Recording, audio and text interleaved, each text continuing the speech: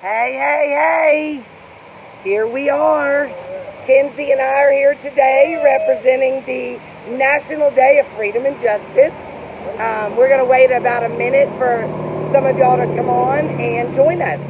But we are here today because we want justice for our loved ones that are incarcerated. And what we mean by justice, we're not asking for them to get, not have to pay the consequences for the crimes that they commit. But why does somebody who commits a crime, a low-level crime, even a high-level crime, why do they have to go to prison for 20 years, 25 years? Children, we have juveniles that are going to prison when they're 17 and getting 25 years.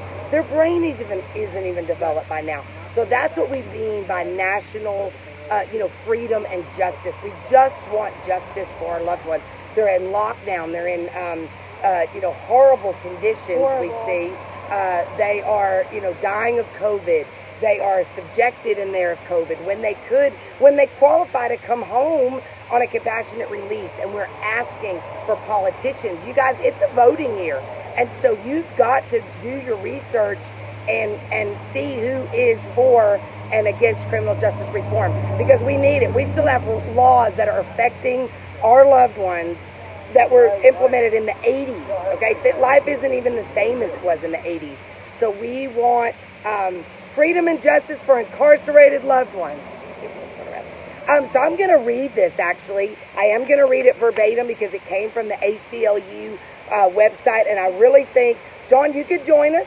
I really think that this really made a lot of sense. But the first thing that I want to do is I want to state to you that we have 52 states, we have 4 countries, we have 119 cities participating in this today. The National Day of Freedom and Justice rally is scheduled today for 4 p.m. and it is across the entire United States because people with loved ones that be incarcerated are tired. They're tired of seeing our loved ones go through the conditions that they're going through. They're tired of seeing the cruel punishment. They're tired. And we are speaking up. And so this is a national movement. We have people in Washington, D.C. right now. As we speak, this is going on. We have locations in the UK. We have locations in Canada. We have locations in Africa, the Philippines. And we just want to share together, because when we come together in celerity, which means we all come together at the same time, the same day, we're letting the people who make our laws know that we don't want to stand here anymore and you send our loved ones to prison for 20 years, 25 years, 30 years, 5 years, 10 years, life. We have people who are doing life in prison that are wrongfully convicted. So we are going to stand up for that today. So I'm going to read this. And the other thing that was really important to me is our 8th Amendment freedom. I want to make something clear. We know that people lose their rights when they're incarcerated because now the state or the federal owns them, basically. We understand that, and we don't expect for there to be, but we expect there to always be the 8th Amendment freedom from excessive bail, which we see is not the case anymore. From cruel and unusual punishment, we see is not the case anymore. We are getting stripped of all rights, and that should not be a right that we should ever have to compromise when we are in the United States of America, especially. That flag stands for something, and that flag stands for freedom. That flag stands for freedom. So, of course, when someone's locked up, they're not free. And we understand they're not free, but they should not have to live in conditions that are going to put them, in harm's way of dying. And we see it every single day. And we want people to be aware of this. So I'm going to read. The criminal justice system in the United States raises serious constitutional and human rights concerns. That's why we're here today. We have a lot of concerns. The human rights violations in the system play out a number of fronts. Racial disparities in arrests. We know that the black between 18 and 28 to 30-year-old male is the most incarcerated in the U.S. A lot of times they don't have the money. And I'm not saying that black people don't have the money, so don't take me wrong here. But I'm saying we have black American boys and that are growing up.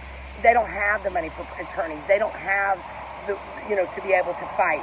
So we have racial disparities, and then we have the draconian sentencing. And what that was the mandated sentencing that was implemented in the 80s by the Ronald Reagan administration. These don't even match the crime. I know people who are doing 25 years for marijuana cases in the federal because they got in trouble when they were 18. They get what's called a point, and then they go, when they're 25 or 30, and they make a mistake, and that's still counted against them, and now they're doing 25 years. Donald Fugit is one. Lance Glore is one. We are tired of throwing away our loved ones to the system. We also are like the mandates for the nonviolent offenders. And I'm not trying to just because we are here for violent offenders as well, because everybody deserves life. But we're really focusing today on someone who, again, made a mistake. I read a case the other day that a guy, Sasha in Florida, he was 18 years old. He was in a bar or just of drinking age. He went in. The people made him mad. He goes in with a gun later. The gun wasn't even loaded. This man got 25 years, and he's served, I think, 12, and he died in the Florida prisons last couple of weeks ago. His name is Sasha. Look it up. This shouldn't even happen. He was young. He was like in his 30s now, and this is hundreds and hundreds and thousands and thousands and thousands that this is happening to. With only 5% of the world's population, the United States has 25% of the world's prison population. What is this flag? What is this flag? And we have, we're making it the world's largest jail. And this is America. We are working towards things like First Step Act. We have to seeing a lot of laws change. But we have to stand up, and we have to go in and share with politicians what we need to do to change these laws. Because we're in an unfair, unjust criminal justice system in America. We're also international human rights, the standards. And what this says is the United States should do the following. This is what we want, okay? And this comes from the ACLU, and I want to make sure that I make that clear that I am reading straight from them. This is not my words. But I saw this, and I'm like, this is what we want. We want to eliminate incarceration as a penalty for certain classes of low-level nonviolent offenses. Send them to rehab. Send them to classes. Why do you have to lock them up for, nonviolent offenses? Yes. Especially when these offenses are the result of a mental illness. We have people who are in prison with mental illnesses that aren't being treated. You need to lower recidivism. Yes, or, drug addictions or first-time offenders. We've got somebody going to prison when they're 18 for life. Like, that doesn't even sound right. How could a politician or a judge sleep at night knowing they sent, why? Because of racial disparity, because of their what they believe in, okay? Not what is just, and we want what's just.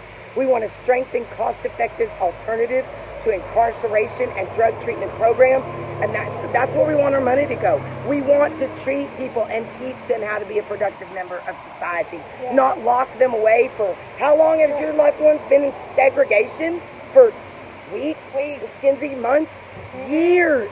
Don't forget, it's just not the incarcerated, it's the family as well. Yes, the family. They're paying the commissary, all these jacked up prices on the phone bill. And exactly. Splitting if you're out of moving state. around on your video here and a video conversation there in some places. You got to be kidding me. Yes, it is a human warehouse. We see it because what we see too is a lot of exploiting like these correctional officers, and we're not here to knock correctional officers. And cause issues. Yes, they say, oh well, if you give me 2 Dr. Peppers and a bag of chips, I'll come to you first for commissary. They're being exploited. Most drugs are brought into the prison through the system by the guards themselves, some of them. Yes, because most prison systems have not had visitation in 5 months, okay? And we're still seeing a drug problem. It doesn't take a rocket scientist to figure this out. It should take a smart politician to know that we are hurting. Our criminal justice system is costing millions. We want to distinguish between the people currently in prison who continue to pose a threat to society, the people who are in there with cell phones, the people who are in there breaking rules. And I'm sorry, I know some of your loved ones are in there. But if they can't even follow the rules when they're in prison, okay, then they need to be penalized for that, okay? But why the people who do everything? Jeremy Tucker from Texas was just denied parole. He's done everything he should have done. Yes, model inmates. Exactly. Kenzie Who have just done said nothing and still yet get denied parole. Yes. Every day. Every day. Like, how can you sleep at night, wardens? If you come across this, how can you sleep at night, jail captains? And you're probably going, well, you don't know what they do to us. You have turned them into what they have done. Don't make it about money. Make it about mercy. Yes. And the last thing that I want to say before we ring this bell together is require regular, systematic evaluations of the criminal justice system. Go back and look. Don't Sporadic. wait. Exactly. Don't have scheduled visits where they check out the jails when they're all ready. Exactly. Go in there as a politician. You have the power as a judge. Go back and look at a case of somebody that you put in prison that deserved it when they were 18, but now they're 38. And it's time to bring them home. Review their cases. We're begging you. We're begging you. And that's why we've come together. There's millions of us. And we're not going away. We're not going away until we see change in our criminal justice system. We're not.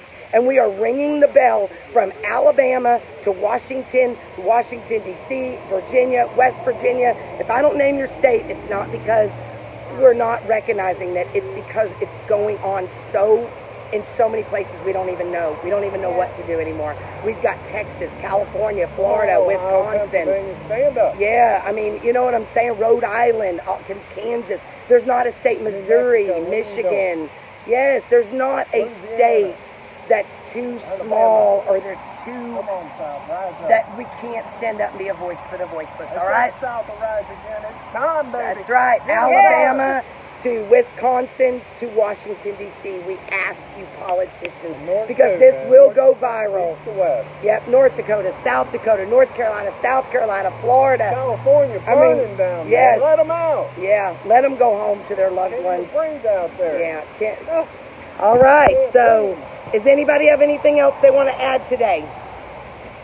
God bless America. Yes, rehabilitate, Look educate. at your heart, man. Come on. Review these cases. See what's going on. If they're nonviolent offenders, no guns, then get them out of there. What are you doing? Our tax dollars at waste. They're building more prisons. We don't need more prisons. What we need is more rehabilitation, more ways to educate instead of evaluate. That's what we need.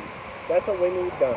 So that these people come out and be good members of society as they are. And if they show a path forward, if they get so many certificates or whatever, they should be able to get out of there. Yes. But with this COVID thing right now, it's important to get them out because they're dying in there, they're at risk. And that's That's right. to protect them from a virus. That's right. That is so right. Okay, so here we are. We've got a bell on a smoker, man, and we're going to ring our bell with the rest of the nation today for criminal justice reform. We want justice and freedom. We thank Janet Lee. She's worked so hard, and all the people who have worked so hard to, yes, I'm going to make this a YouTube video, and then we want justice, freedom and justice in America. We are Americans.